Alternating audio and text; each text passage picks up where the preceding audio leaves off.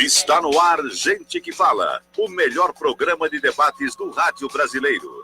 Gente que Fala tem texto e direção geral do jornalista Fausto Camunha. Gente que Fala reúne de segunda a sexta-feira formadores de opinião para discutir as principais notícias do dia. Gente que Fala tem o selo de qualidade APECOM.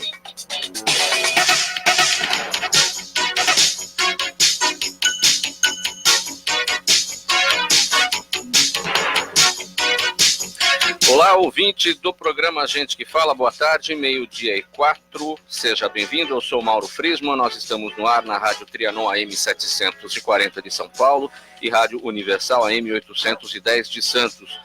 Você nos assiste, nos acompanha pelas redes sociais, no Instagram e no Facebook. Eu te convido a curtir as nossas páginas, acessar o nosso blog, é o gentequefala.com.br, e nós queremos a sua participação fazendo perguntas aos nossos convidados pelos telefones 3289-3580 e 5052-5555. Os convidados de hoje dessa edição do programa Gente que Fala, eu os apresento a partir de agora. Aqui à minha direita, para você que nos vê pelas imagens, Ernesto Bresi, engenheiro, administrador de empresas, consultor na área de estratégia e vendas. Bresi, mais uma vez, bem-vindo ao Gente que Fala. Obrigado, Mauro. Um prazer sempre grande estar aqui. Prazer é todo nosso. Também aqui à minha direita, o Ailton Vendramini, engenheiro, consultor de gerenciamento, especialista em pequenas e médias empresas. Vendramini, bem-vindo mais uma vez. Obrigado, Mauro. Um prazer enorme estar aqui retornando. Prazer é todo nosso. Agora aqui à minha esquerda, o Luiz Luzzi, administrador, ele é CEO na Sebras Saneamento e Serviços Terceirizados. Luiz Luzzi, seja bem-vindo. Bom dia, é um prazer estar de volta aqui.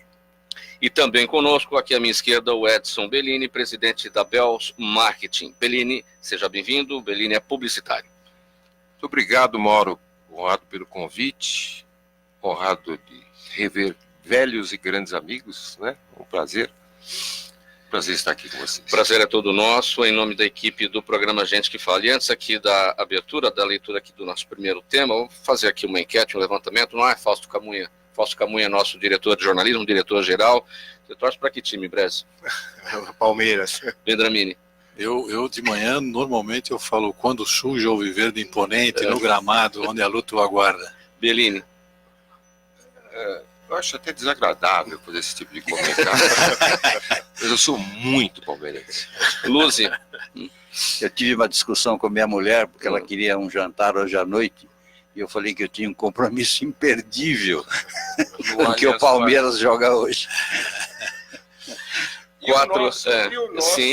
Quatro convidados da mesa palmeirenses, comigo 5, com Fausto Camunha 6, com Sérgio Souza, gerente técnico da Rádio 7, mas a Zenilda Salvato, nossa diretora de produção, corintiana, é democracia aqui, né? Corintiana, o Fabiano Souza na mesa de som é São Paulino, então temos todos os times aqui, né? Então, quebrado o gelo, vamos aqui ao nosso primeiro tema.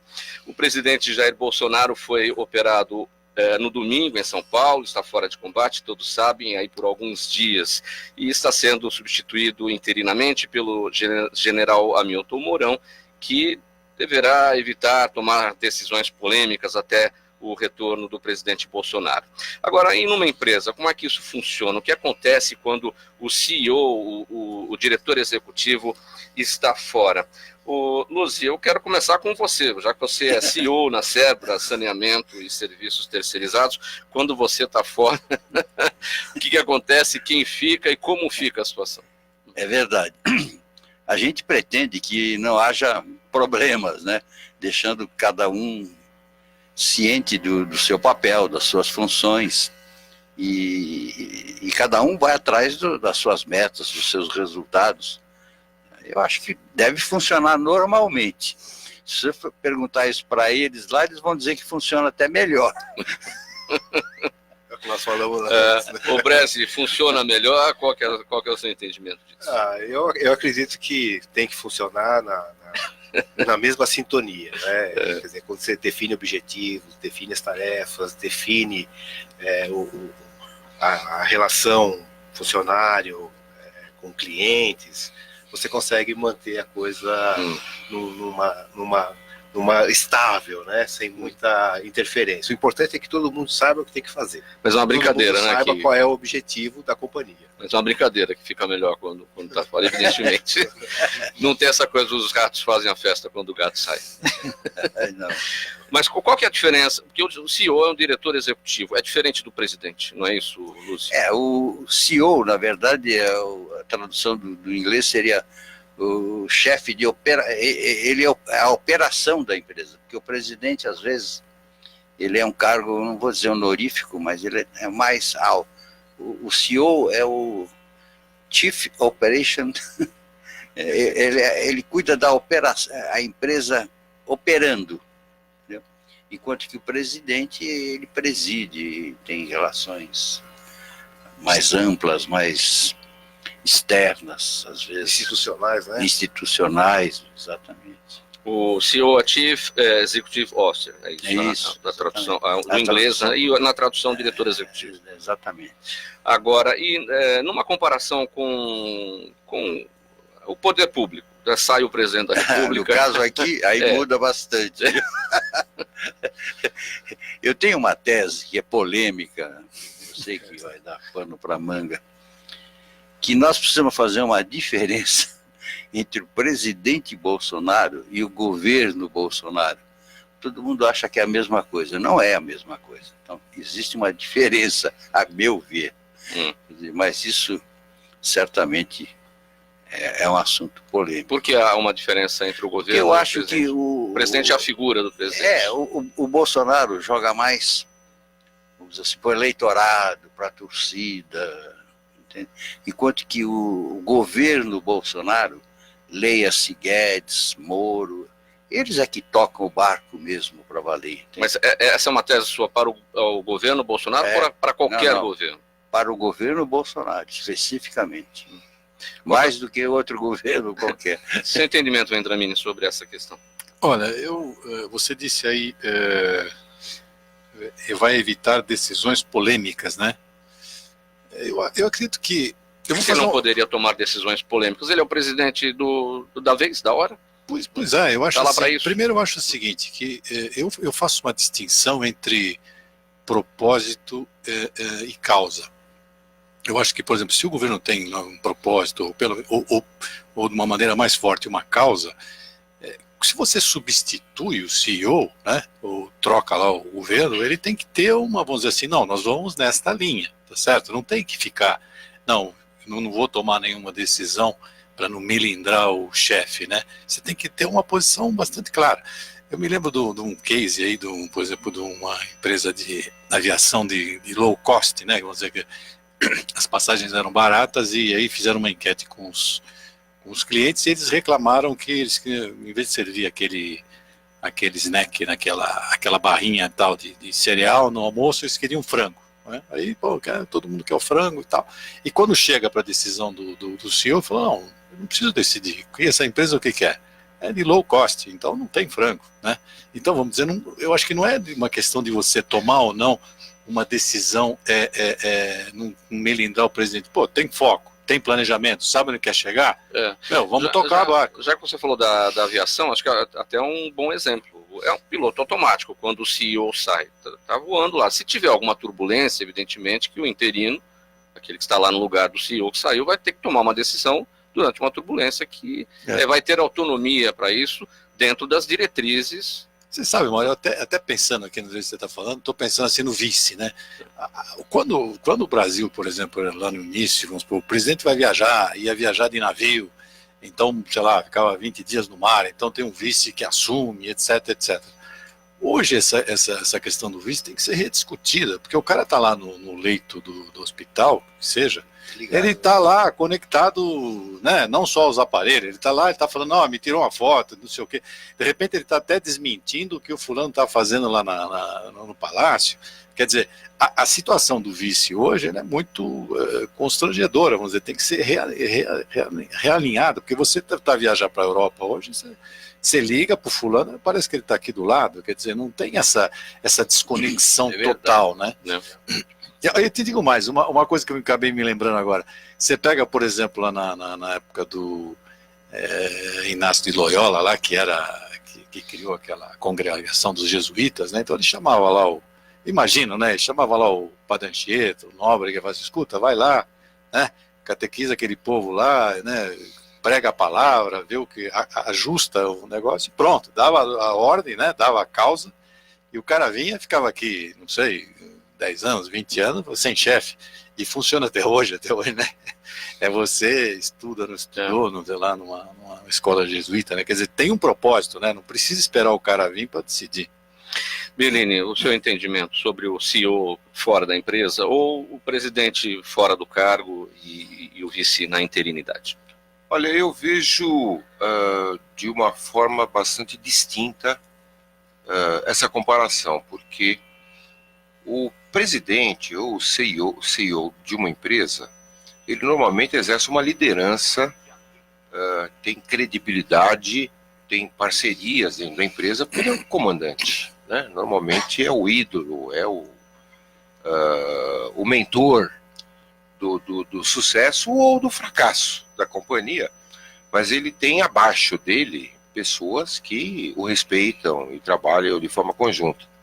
Sinceramente, não é a minha opinião em relação ao presidente Bolsonaro.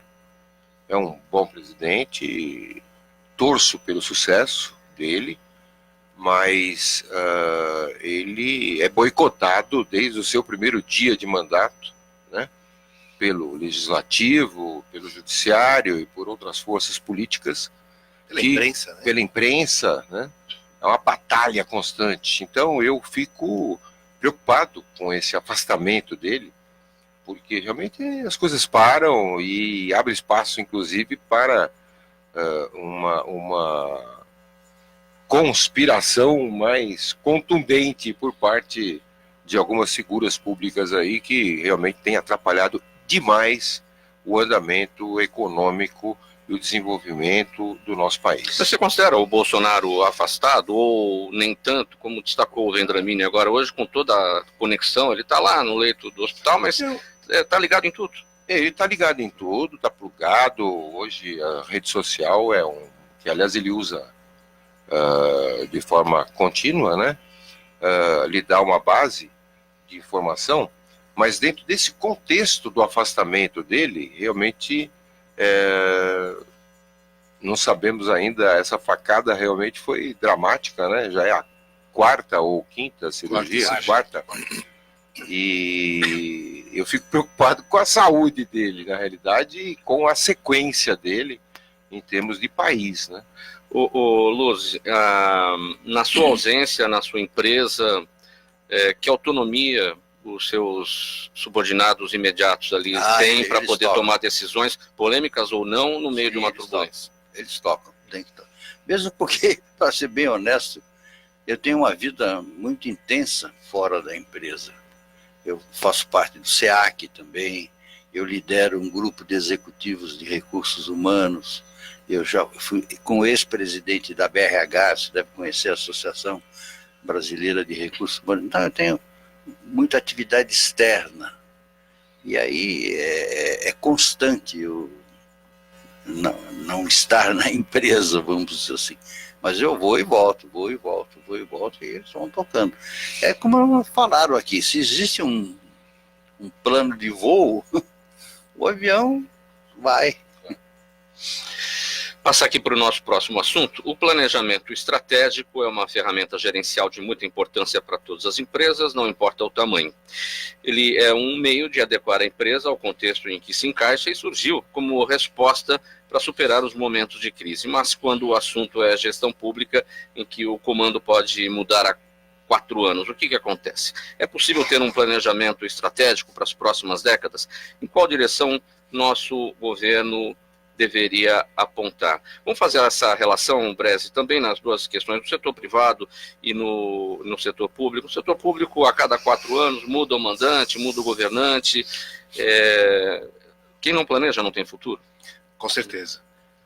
A gente percebe isso no setor público, né? Quando entra um partido, o partido X ele entra e o partido anterior era um rival, entre aspas, né? Um adversário. Um adversário, ele não consegue pensar na continuidade dos projetos. Então, isso... Para não dar os dividendos políticos para o anterior? Então, eu acho que quem perde são eles mesmos, né? Porque eles acabam construindo e destruindo simultaneamente. Agora, quando você entra na área privada, você percebe que quando existe um planejamento, a condição de sucesso é muito grande. Quando existe controle, quando existe metodologia, então você percebe que a condição de sucesso, a condição de dar certo é muito maior. Que infelizmente bons políticos têm boas ideias, mas às vezes a estratégia do governo não ajuda com que as coisas se realizem.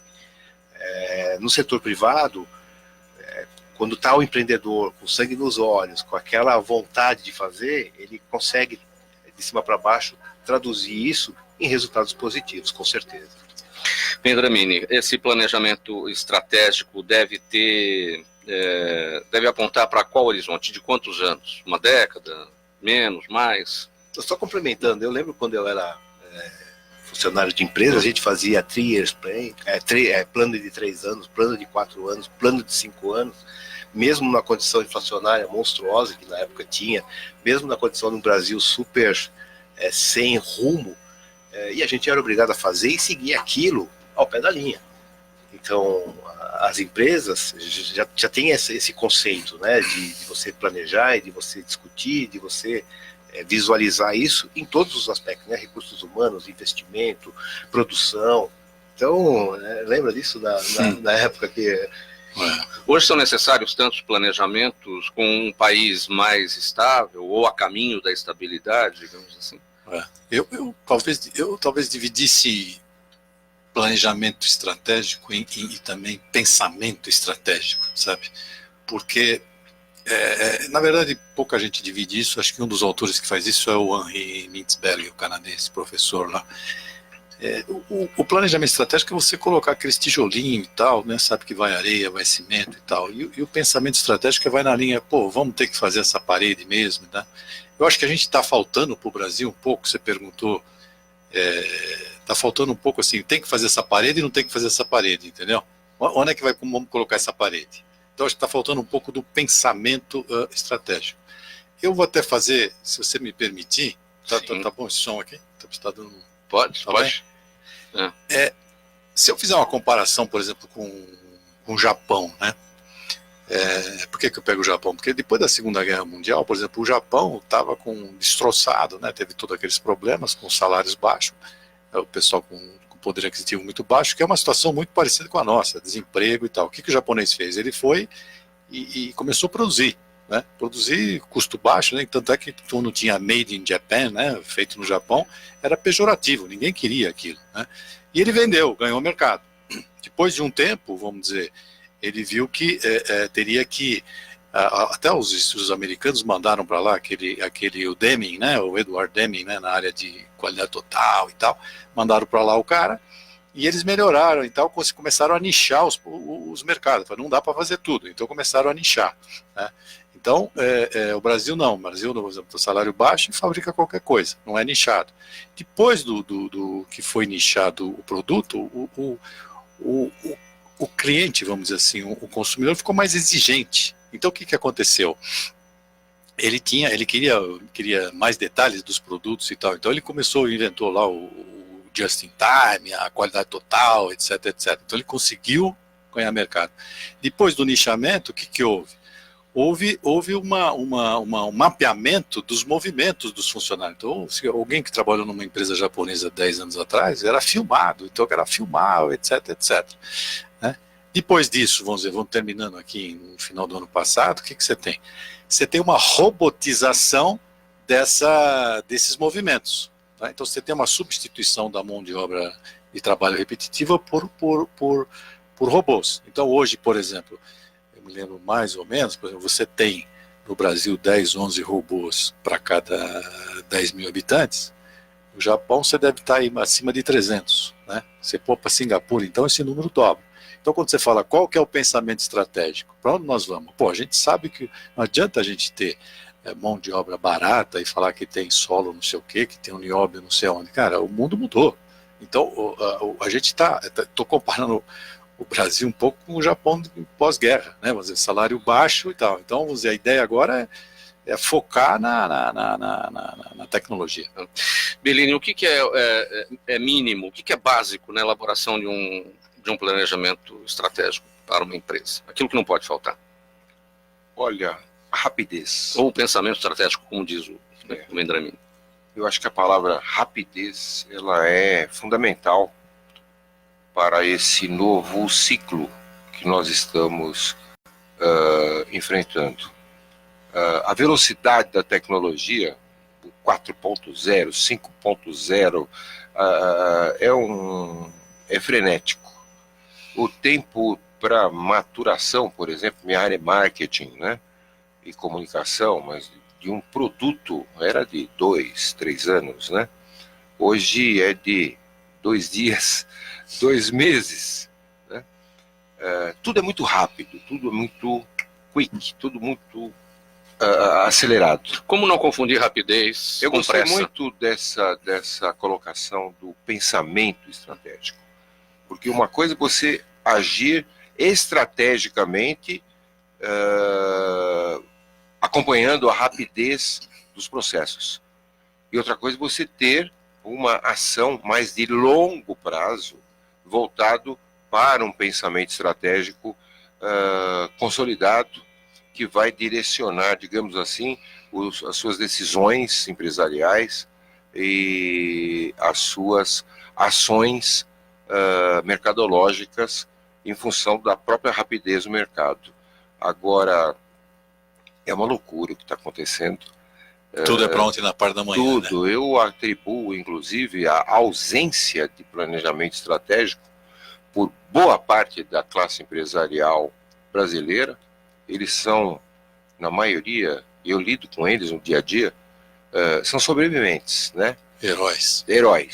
Tem aquele input, tenho que sobreviver, tenho que crescer, tenho que ganhar essa concorrência, tenho que ganhar pagar as dívidas, tenho que pagar os impostos, quer dizer, é uma loucura total. Mas isso não atrasa um pouco o crescimento da empresa? Atrasa. Tá só focado no... Eu acho que nós estamos, para encerrar o meu raciocínio, no limbo da mudança entre o processo lento no qual nós nos desenvolvemos como empresários, como desenvolvedores, digamos assim, de soluções, e o processo rápido da tecnologia que atropelou todo mundo, né?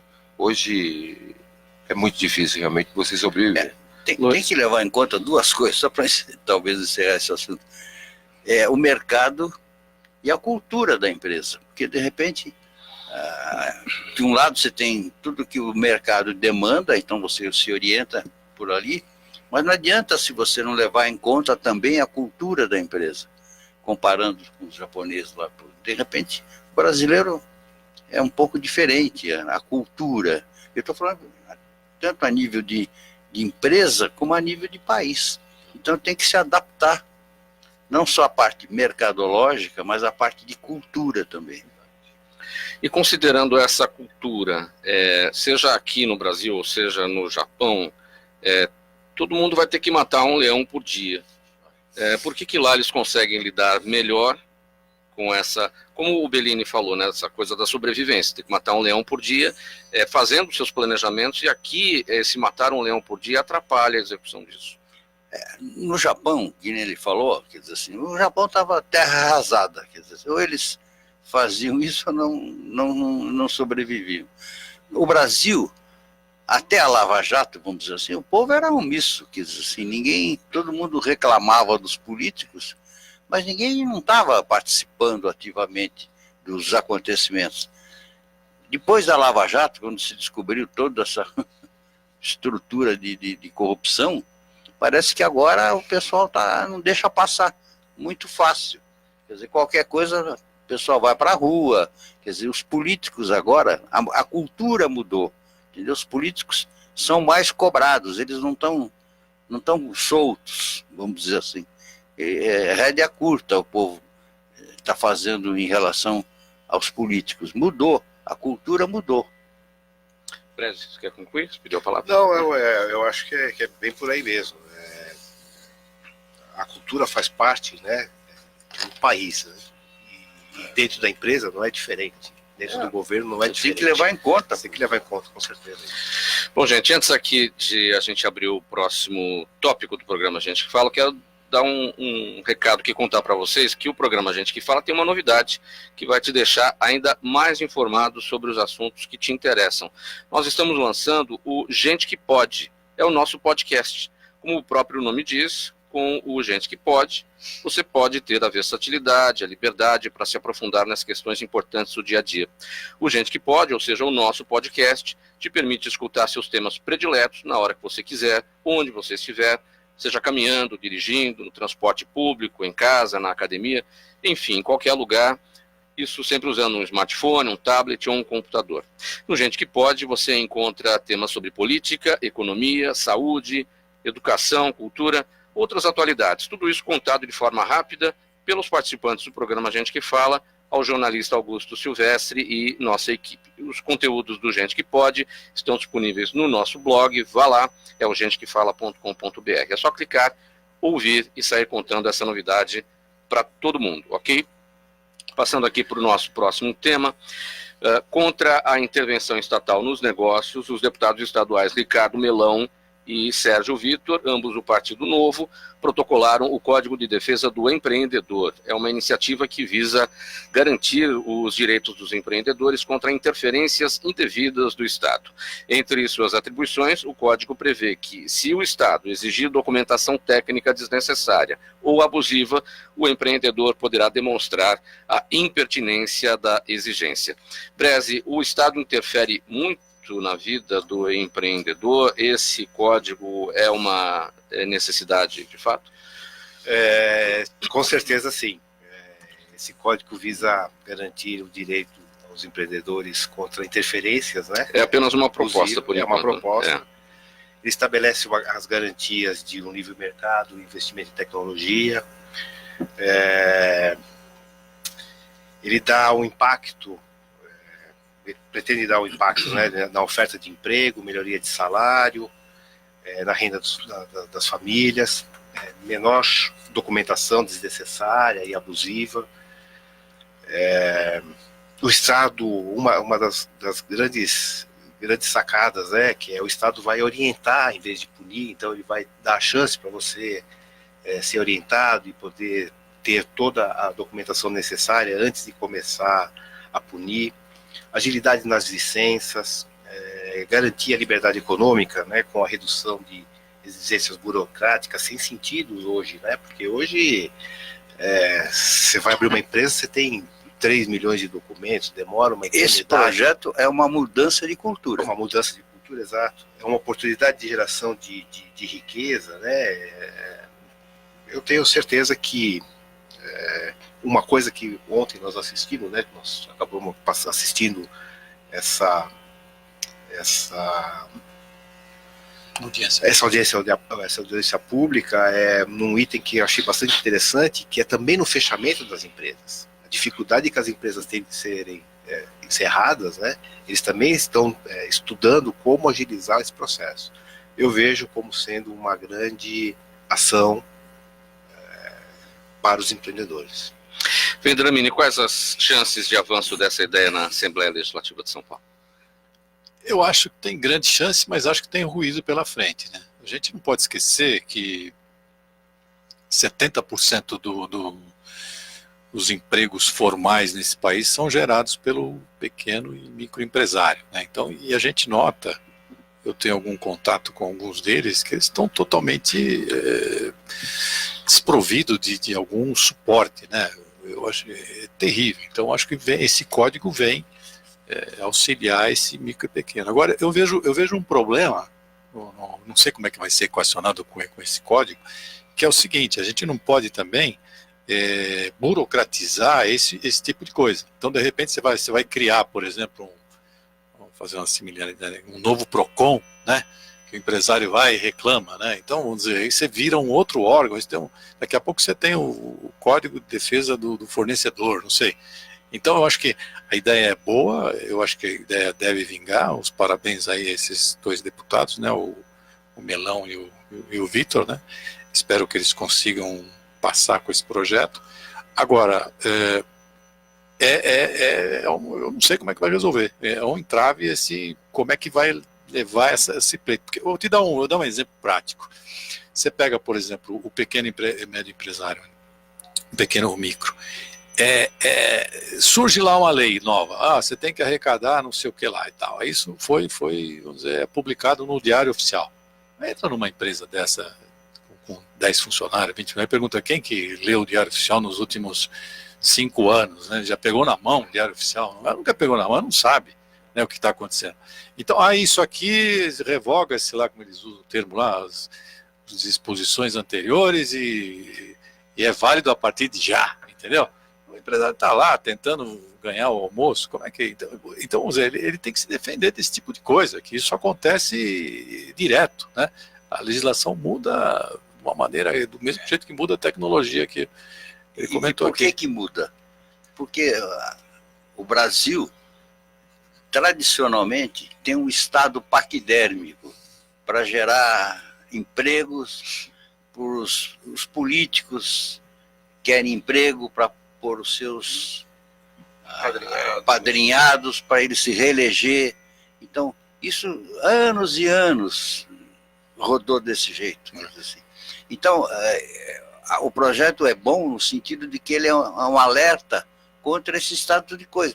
O maior problema do Brasil é o Estado. Quer dizer assim, quem segura o Brasil é o Estado brasileiro, com essa parafernália de leis, de decretos, do raio que o parta, que ninguém sabe direito por que se cria, qual o objetivo. O objetivo é criar emprego, é fazer os caras ganharem salários para depois ir trabalhar para os políticos, para eles se reelegerem e continuarem dominando o país.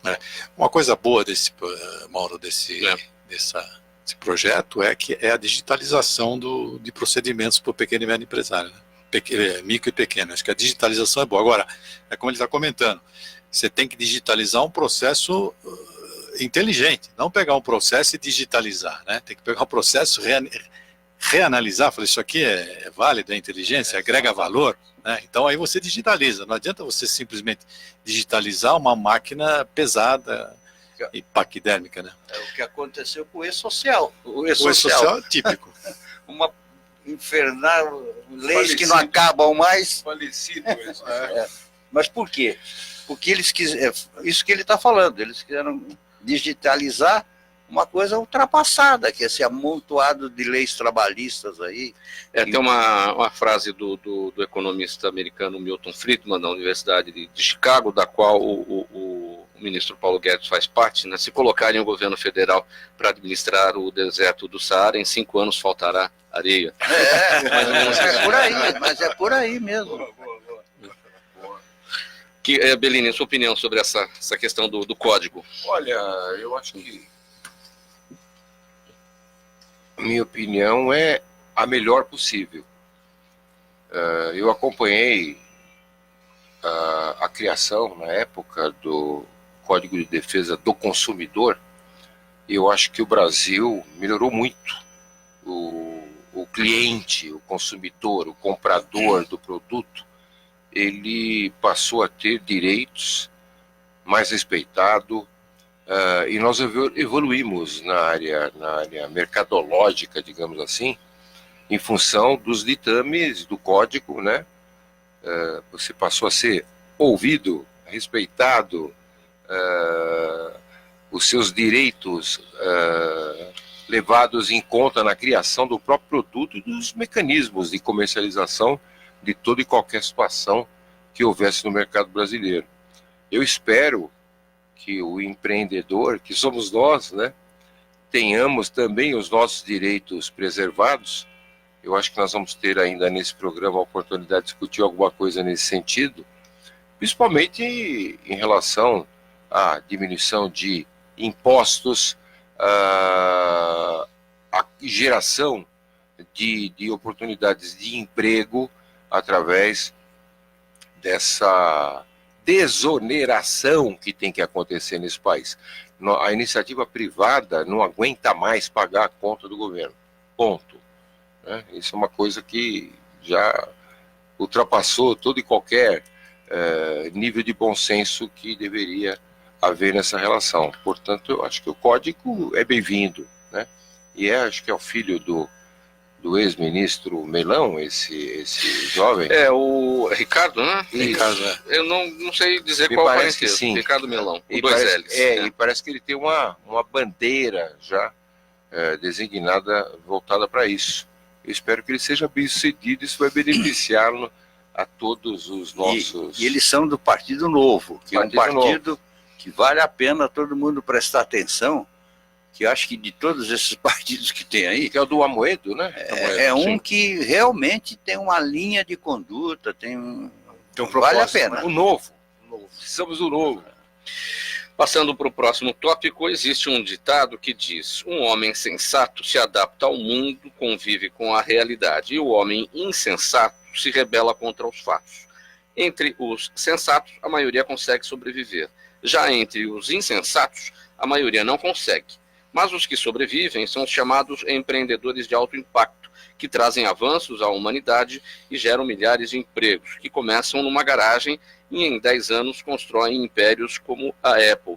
O Bellini, pegando o gancho naquela coisa do matar um leão por dia, que os empreendedores sobrevivem, né? Você destacou dessa maneira, os empreendedores sobrevivem. Então esses, né, no nosso caso brasileiro aqui, são os empreendedores de alto impacto? Ou não se encaixam nisso? Eu acho que se encaixam, sim.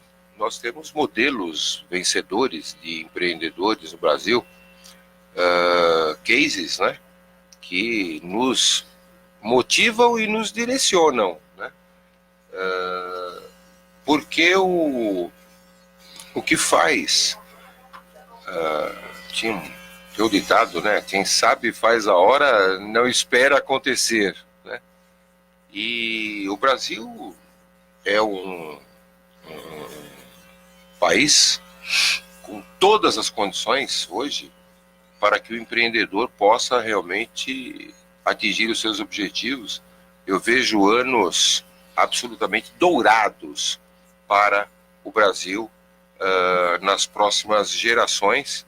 Sou um otimista em relação ao país e otimista em relação ao brasileiro. O brasileiro É um otimista. é um otimista natural, né?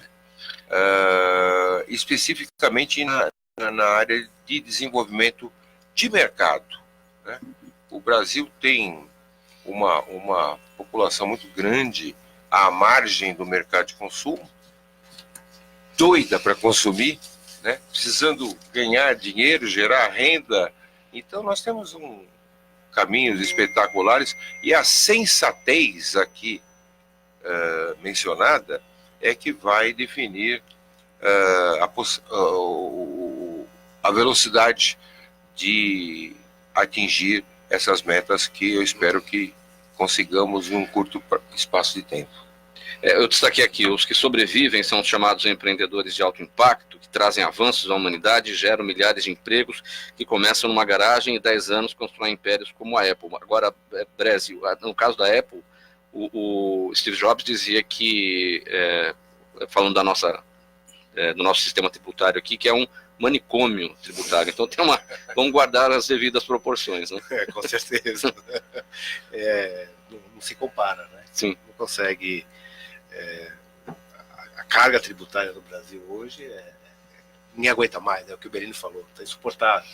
Está no limite dos limites. Não é só a carga, a burocracia é pior. A carga tributária. É todo o processo, né? Eu vejo assim, né, esse empreendedorismo de alto impacto, né, a análise do empreendedor, o seu potencial de mercado, a sua capacidade de escala, né, o diferencial competitivo, que é super importante. Então o empreendedor é um protagonista, né, é um herói, né, é uma pessoa diferenciada em função de todas essas. Você sabe distinguir o empreendedor de sucesso daquele que não tem sucesso?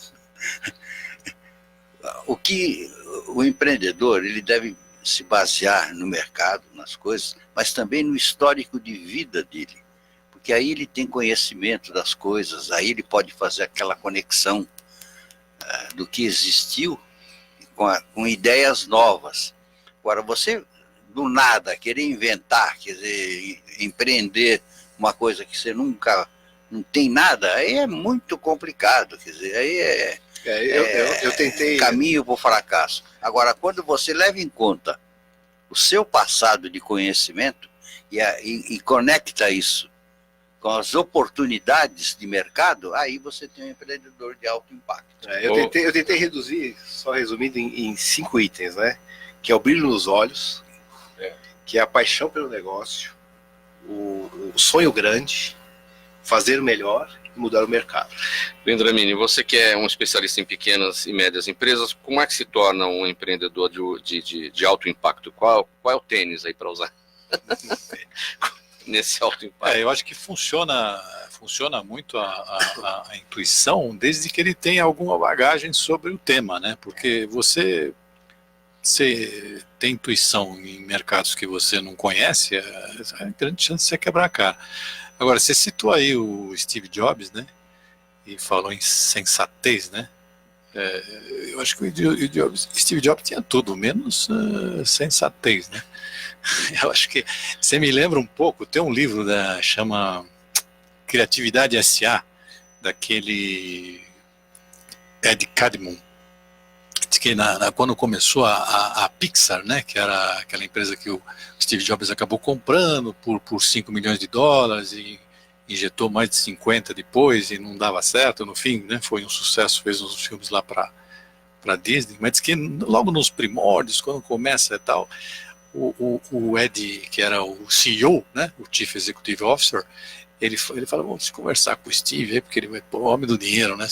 Então ele foi educadamente lá e perguntar, escuta, se a gente tiver alguma ideia aqui discordante e tal, né? Como é que qual que é o seu tipo de procedimento, né?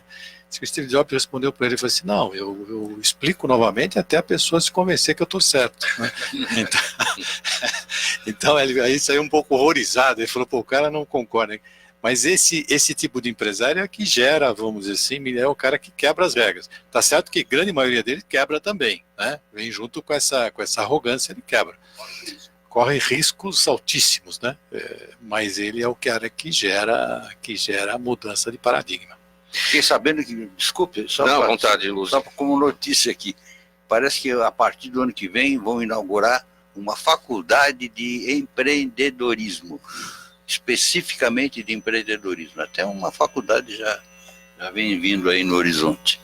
Perguntas do público do programa Gente que Fala. Bellini, a Valéria do Paraíso pergunta, atualmente a presença de uma empresa na internet já é tão importante quanto a estrutura física dela?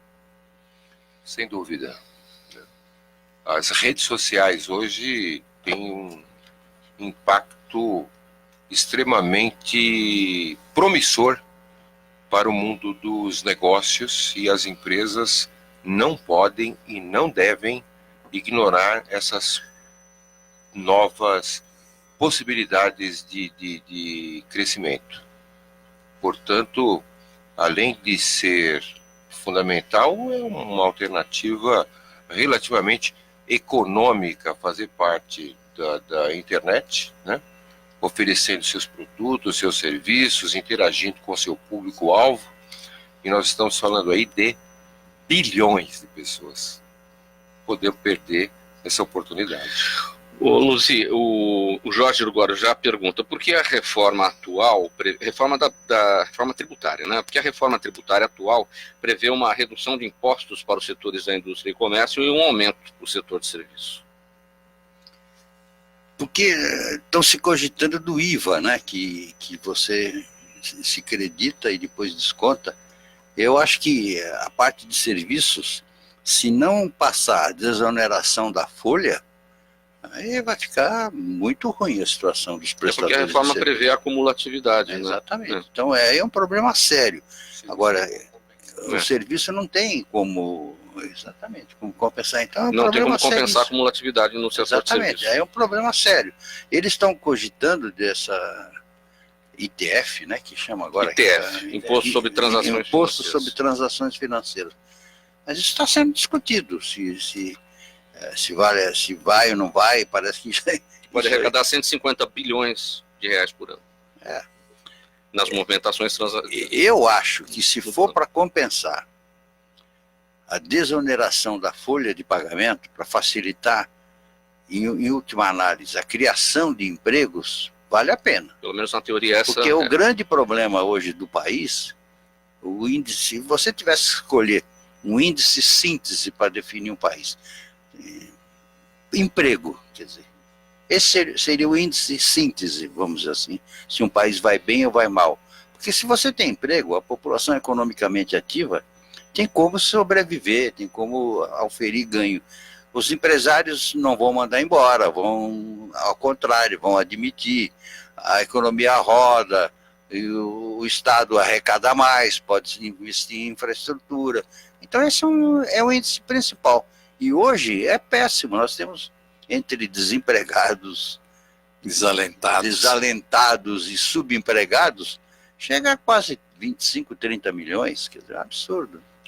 O Paulo Guedes está tentando promover um pacote contra o desemprego, né? Então acho que também isso vem fantástico, vem de acordo, né? Essa ideia do ITF é desonerar a folha de pagamento no que diz especialmente a contribuição previdenciária patronal, e abrir uma folga para a criação de empregos e distribuir o que não seria pago na forma de contribuição. Em 10 anos, nas transações financeiras. Essa ITF equivale a uma reforma da Previdência na sua totalidade.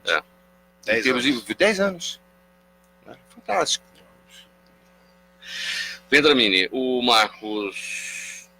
a Daniela da Bela Vista. O Marcos pergunta para o Bresi. Eu vou perguntar primeiro para você, Vendramini. A Daniela da Bela Vista. A entrada das pequenas empresas de crédito no mercado irá facilitar ou piorar a vida dos pequenos empreendedores? Eu acho que vai facilitar. Eu acho que eu, como sou do Paleolítico Inferior, né, no período um pouco mais antigo, tenho uma dificuldade enorme para entender isso, né? Eu vejo que quando eu faço algum jantar com a casa dos amigos, eles falam assim, pô, meu filho, você tem conta onde? Ninguém tem conta em banco que eu conheço, né? É tudo fintech para cá. Tudo fintech, né? É impressionante, né? E a gente não sabe nem entrar no negócio. Né? Mas eu acho que vai facilitar, e vai se facilitar muito. E digo mais, eu acho que a gente tem um problema seríssimo de crédito, porque você tem um sistema bancário na mão de pouca gente. Absurdo. É absurdo, né? Vamos dizer, você tem 5 players ali fortes e tal, né, que o cara dita a regra, né? Então, quando você fala assim, não, mas que nem agora vai ter reunião do Copom, provavelmente vai derrubar a taxa de juros, tá certo? Sim. Então, o problema é muito grande. Então, que caia lá... 25. A previsão é 5% ao ano, no final do ano. Né? Eu até acho que vai cair abaixo de 5%, mas vamos dizer, que caia mais 0,25%. O que acontece para o empresário? Absolutamente nada. Nada. O crédito continua nas alturas. O crédito continua nas alturas. Então, quando entrar esse pessoal da fintech aí, eu acho que a grande chance de... O cheque especial é 13% ao mês. Não chega a ser uma inflação triste, né? Se não fosse lá. Não chega a 3% ao ano.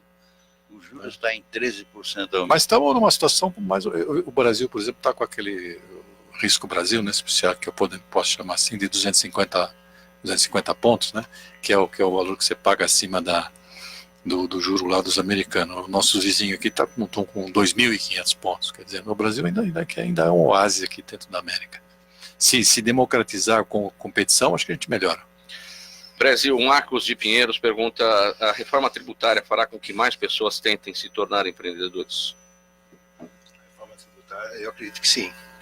Pelo menos esse é um dos objetivos, né? Esse é um dos objetivos. Facilitar a vida tributária para as empresas. Sem dúvida. A simplificação, os processos, a burocracia, a simplicidade de você poder abrir e fechar uma empresa, a transparência, né, nesse novo projeto aí que chama Certo Simples, que te dá, né, a transparência no empréstimo, entre a relação entre banco e empreendedor.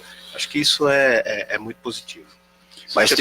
Mas tem um conselho que deveria dar para todo mundo que está ouvindo o programa: tente empreender a partir das coisas que você tem conhecimento retroativo ao longo da sua vida, porque senão você vai correr um risco grande de sucesso.